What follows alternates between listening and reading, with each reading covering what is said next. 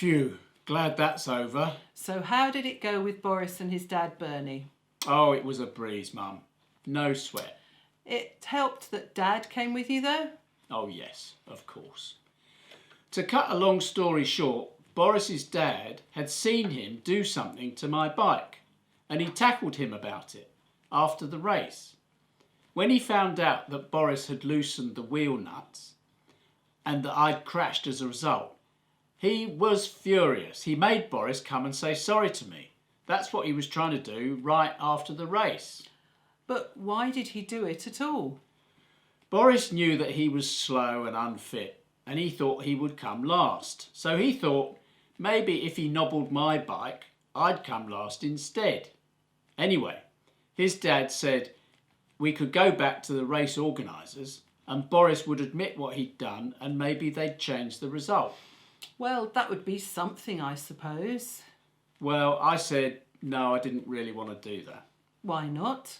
Boris could have caused a serious crash, and he robbed you of the win. Yeah, I know, but they wouldn't change the result now anyway.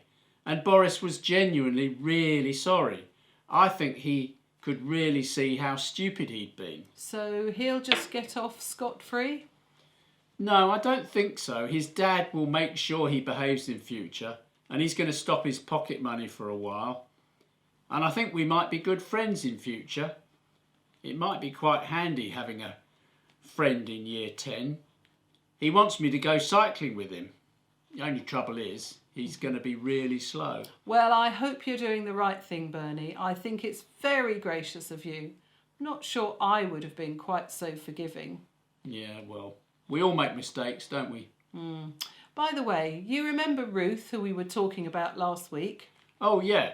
You said there was a connection with Bethlehem. Yeah, that's right. Well, Ruth ended up getting married to a man called Boaz, and they had a son called Obed.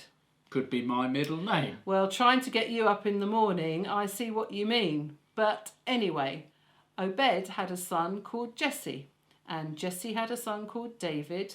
And David's city was Bethlehem. Exactly. Anyway, David was one of those very annoying people. What, good at everything? Yes, he was. He was brave, good-looking, a crack shot with a catapult, a giant killer, brilliant on the electric guitar. Oh, Mum, if bikes weren't invented then, electric guitars certainly weren't. No, you're right, but he was very musical. Played the harp and whatever else they had. Wrote lots of psalms, which were the rock ballads of the day. But King Saul hated him. Why? Because he was irritatingly good at everything, and everyone loved him. He was more popular than Saul, so Saul tried to kill him. Oh, did he loosen his front wheel? No, he sent the army after him. David was hiding, trying to get away from Saul. He and his men were hiding in a cave, and Saul came into the cave. Let me guess. He needed a pee. Ha ha ha. Well, exactly right. But David's men all said to him, "Here's your chance. Quick, kill him." Sounds reasonable. But David wouldn't. He said, "Saul is the Lord's anointed. I can't kill him." So he cut off a bit of Saul's coat while he was not looking. Oh.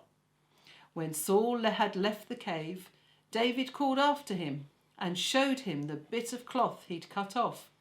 He said, "Why are you trying to kill me? I could have killed you, but I didn't." And was Saul sorry and call off the army? Yes, he did, which is a tiny bit like you giving Boris the benefit of the doubt. Great result then. Except that Saul soon started chasing David again. And David again had the opportunity to kill Saul. I bet this time he took it. No, he didn't. He gave Saul yet another chance. Wow, this David sounds almost too good to be true. Well, it wasn't all good. We read that he was a man after God's own heart, but he also messed up terribly as well.